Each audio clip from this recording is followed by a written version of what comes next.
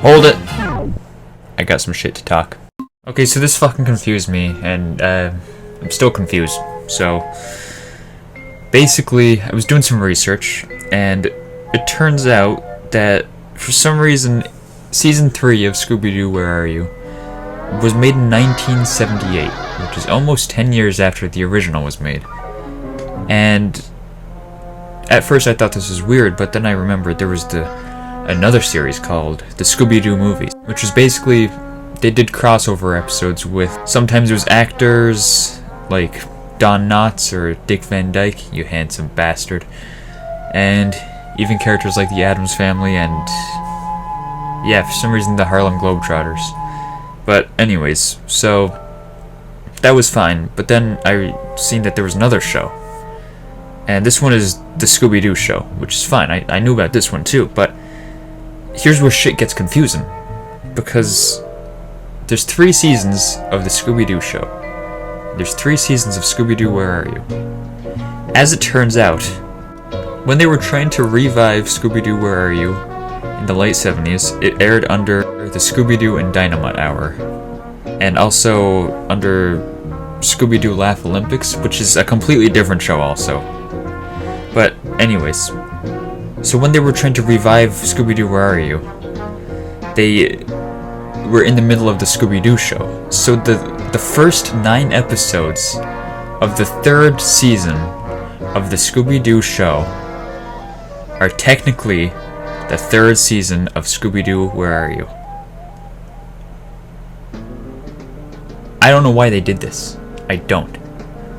But anyways, are you confused? Good. We're on the same page. Let's just get into it. Starting us off with Watch Out the Willowa. Even the title cards are slightly different in this series.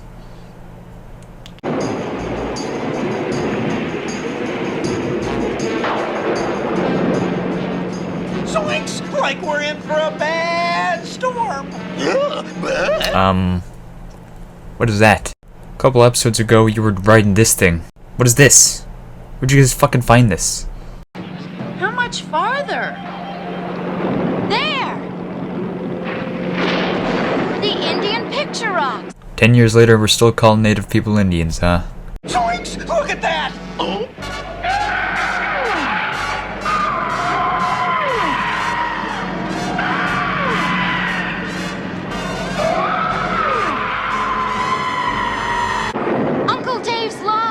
It looks just like I remember it. Come on, we better go see if he's okay. Yeah, it's kind of interesting. The animation is even slightly better. Even the different camera angles, just smoother animation in general. Uncle Dave! Uncle Dave, where are you? Looks like nobody's around. Well, like, we'll come back some other time, right, Scoob? Yeah. Oh, no you don't, you two. Like, you see right there, that's what I mean. If this was 1969 Scooby-Doo, it'd be the same thing, except cut to Fred and he'd be like, not so fast, you guys. Here? He teleports. Wow, look at this place. Dude, I got this exact same lamp. I got the same one. Wow.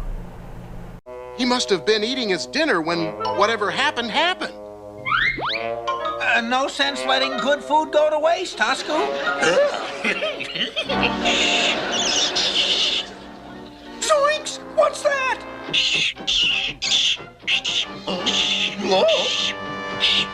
Just a big bat. He was probably more scared than we were. What you do here? Like anything you want us to, sir.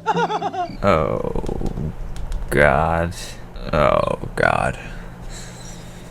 Yeah, nothing like some Native American caricatures, am I right? Hopefully this one won't be as bad as last time, though. And a friend of your uncle's of the owl? We come because Gray Fox heard the owl call your uncle's name. Oh, dude. Gray Fox. Red ant. Oh, jeez. Okay. Never mind. Just move on. Move on. It's fine. Don't worry I'll about it. stay here at the cabin with the girls in case Uncle Dave shows up. And you and Scooby can spend the night on the boat to guard it in case the storm gets worse. No, I gotta agree with Shaggy on this one. Why didn't you guys just lift the boat up? There's 5 of you. The Willow. Would you do it for a Scooby snack? And people must have Scooby snacks on fucking lockdown if it literally forces these two to do things they never would.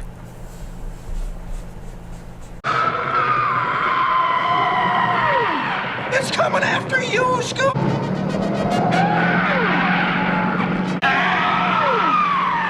Oh no! Phew. Missed us. And wheel tracks. So Shaggy and Scooby somehow find themselves in a cave with tire tracks, and everybody else is close behind them. Come on, quick!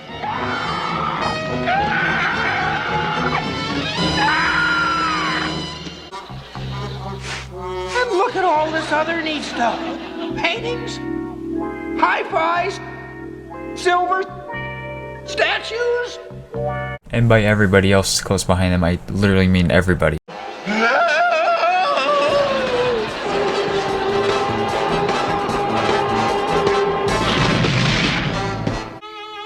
Alright. I don't know about that one, Scoob. It's not a good look, dude. Anyways, as it turns out, Gray Fox was the one behind the whole thing. Thanks to my old friend Red Heron, who found where Gray Fox and his home. Noah will never fly again. Council of Elders will punish those who bring shame on tribe. Next. Alright, next up we got Creepy Tangle in the Bermuda Triangle. Weather I-1 to base. We're about to enter the Hurricane Eye any second. Position, center of Bermuda Triangle. Pilot to base. This is incredible. A huge unidentified flying object coming straight at us. It's... Weather I-1, continue message. Weather I-1, come in. What do you think? I bet it was the communists. You guys get the fucking mini yacht in this episode, but last episode you had to ride that wooden dinghy around? Even the jokes took a step up with the 10-year difference. It's heading for the plane! Jeepers! Anyway, so the gang gets shipwrecked and Scooby has a run-in with Thomas Wake.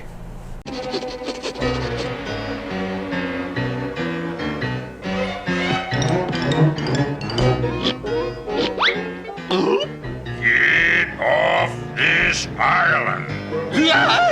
And as always, they're on the prowl for clues. Like a smudge pot, and it hasn't been too long since it was lighted. Like,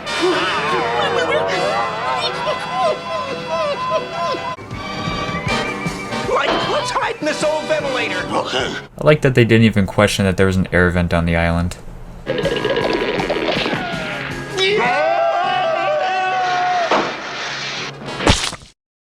Notice how I don't have many clips from this episode. The reason is because nothing really happened. Dad, 3 fish with 1 hook. Over here, Fred! Yay! We got him! No, Daphne, they set it up perfectly for you. You're supposed to say something like, "Looks like we're taking out the trash." You're very smart, miss. I'm Commander Stearns, United States Navy Intelligence. Damn, can you be Commander Single for a while? Next. Alright, a scary night with a snow beast fright. Yes, Canada. It was a frozen, hostile wasteland. And there was much work to be done if we were to survive the elements.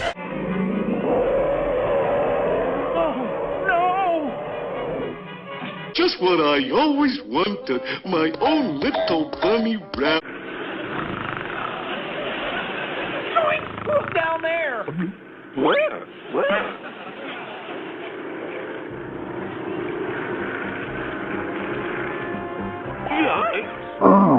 Those are totem poles carved by the Eskimos. You wouldn't catch me on that plane. Alright, so basically the gang gets a call from their doctor friend or professor or something to come to this village. Skis to get through the snow. Right, and thanks. Let's go. Come on! It's no monster. It's an Eskimo with a dog sled. Dog sled?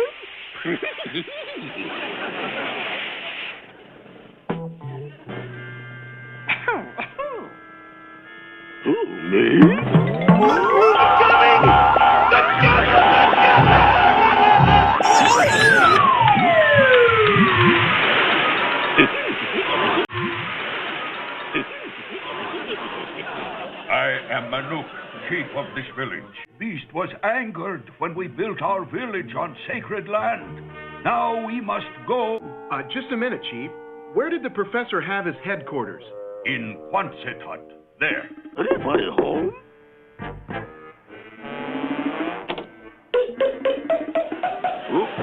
Jeepers. Sorry, mister. The chief told us we might find out what happened to the professor if we... The professor is gone. As goofy as that roar was, look at the size of this guy. He's pretty terrifying.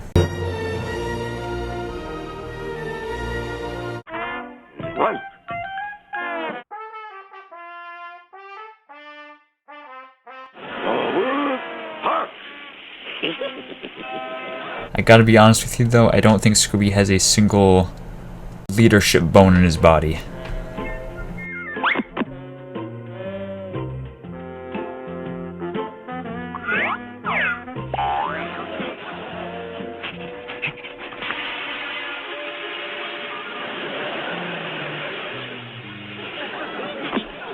He does have a way with the ladies though, somehow.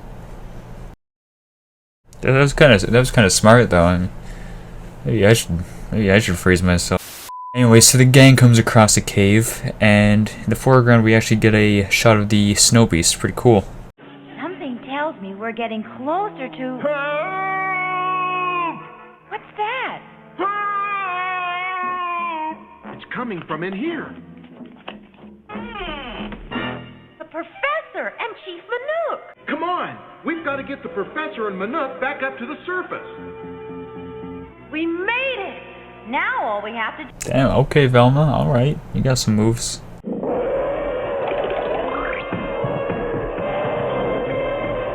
Right, here they come!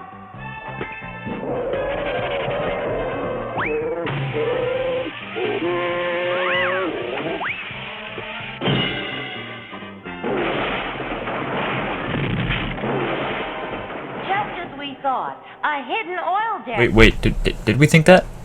Did we really?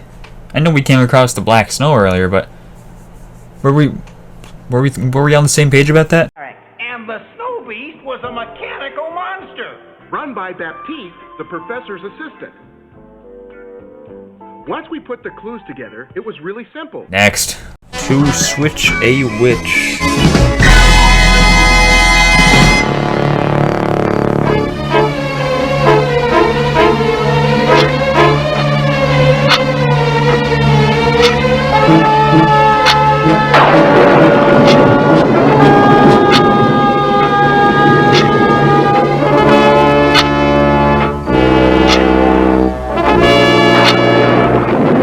Don't be bad luck on Halloween.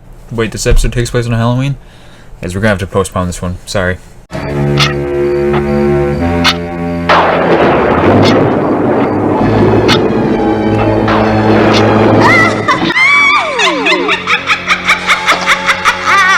She's back! She's back! Squire Marley, open up! She's risen from her grave on Halloween like she swore she would when they burned her at the stake 200 years ago. Stop babbling, you fool! Who has risen? Why do I have a funny feeling you're the bad guy? Melissa Wilcox, the Witch of Salem!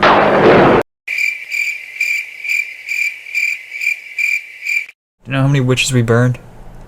You're gonna have to be a little more specific. Of all the places to go on Halloween, we had to come here! Nobody home, let's go! Not so fast, Shaggy. Oh, thank goodness! Okay, so Scooby and Shaggy Lady in the trumpet, while a ghost just walks around the property. So even a shot like this is a step up from the 1969 seasons. Yeah, a Halloween costume for trick-or-treating. Oh boy, oh boy, oh boy, oh boy. Now close your eyes and I'll put it on you. Okay. Keep them closed, Scooby. Open your eyes. I'm a witch. Right, we saw a witch. And she looked just like Arlene. Shaggy, you can't fucking say that, man. You can't do that. So it's true. There is a witch who looks like me. Look at this. Jeepers, some kind of liquid is eating away the carpet. Alright, so the gang goes to the Witchcraft Museum to find some clues.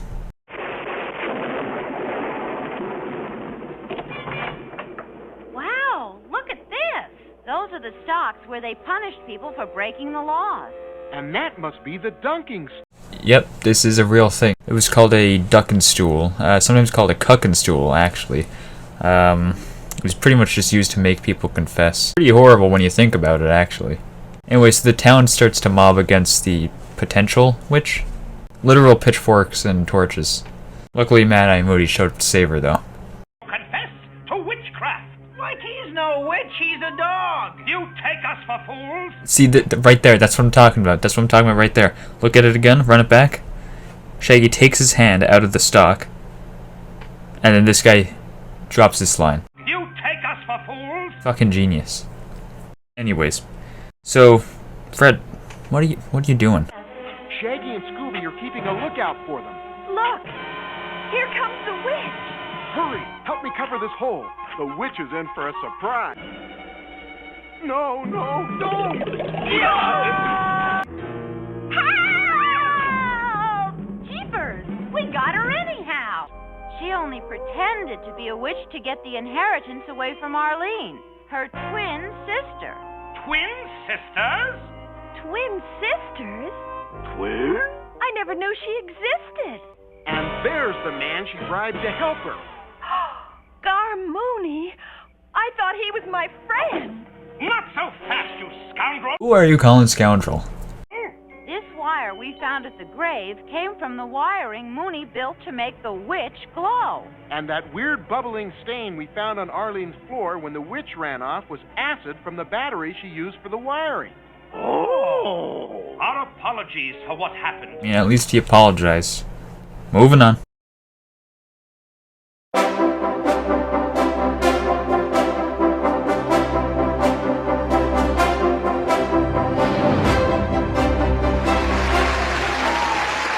Hello and welcome back. This is where we add up the scores and figure out who this episode's winner is.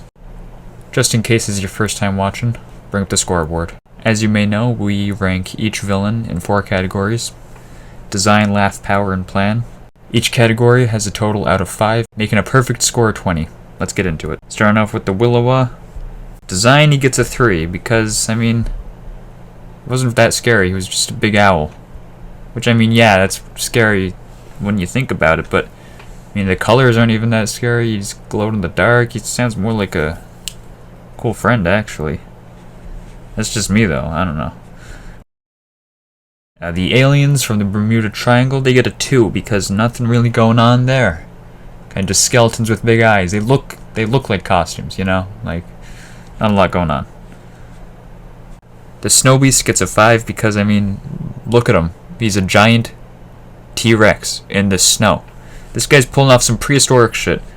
So he gets a 5. And the Witch of Salem gets a 3 because, I mean, yeah, a little creepy, but not terrifying.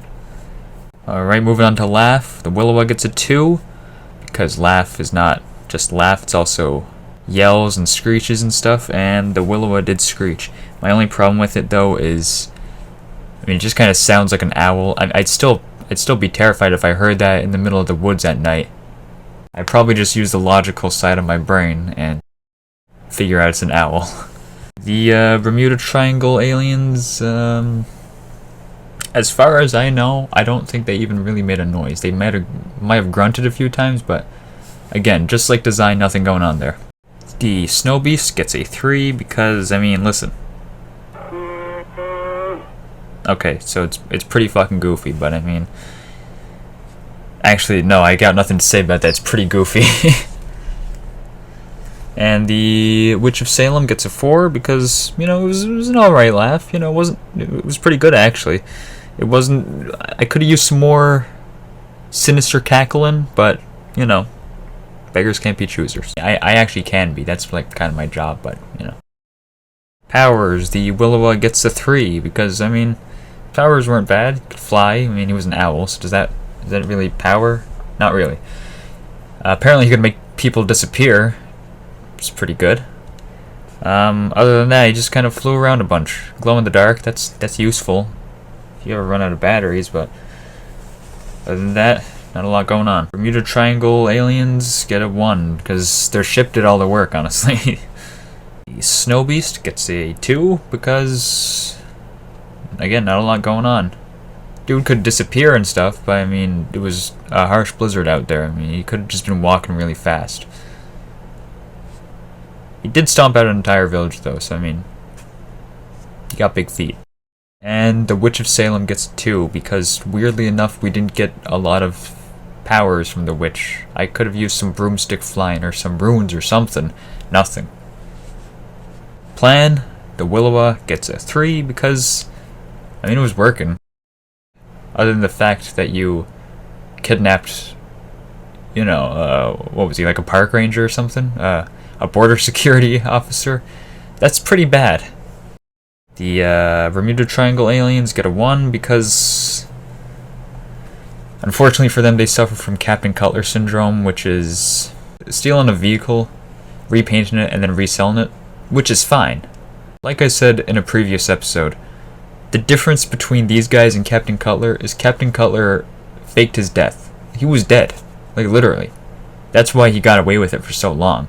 The only reason he got caught was because the gang stumbled across his cave. Now, you guys worked for the government, which is impressive that you got caught at all. You were literally in the place you should be when you're pulling some shit like this off. And somehow you still fucked it up. So, 1 point. The Snow Beast gets a 3 because, I mean, it's a pretty solid plan. You could have done it without crushing the village, I feel, but I mean, that's just me. Hiding the oil things and the totem poles, pretty smart.